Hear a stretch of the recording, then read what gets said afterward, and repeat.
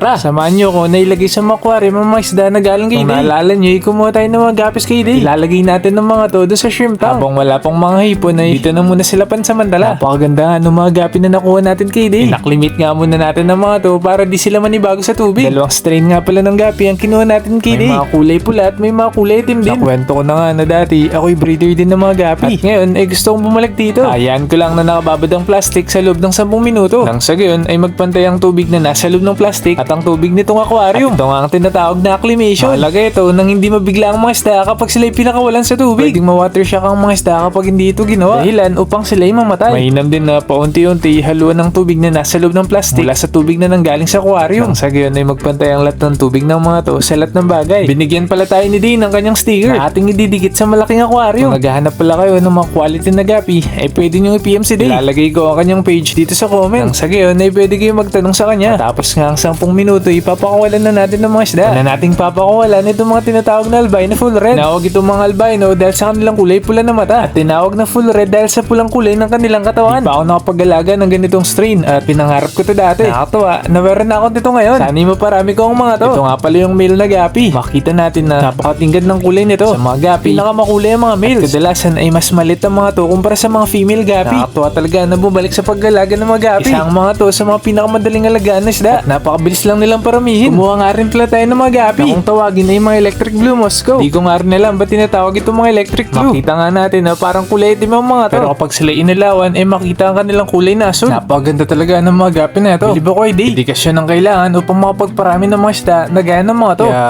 nakakatawa rin talaga ang mga gapi keepers. Sana'y mapadami ko rin ng mga to. Subukan natin mamigay ng mga isda kapag nakapagparami na tayo ng mga to. Sana ngayon mabilis na dumami ang mga isda. Sa gayon ay madami tayong mga mabigyan. Baka halos puro gapi na ang mga susunod na uploads. Dahil magsisimula na tayo mag-alaga at magparami ng mga to. At sigurado darami pa ang mga strain natin. Kaya patuloy lang na subaybayan ng mga video. Dahil marami pang mga exciting na uploads ang paparating.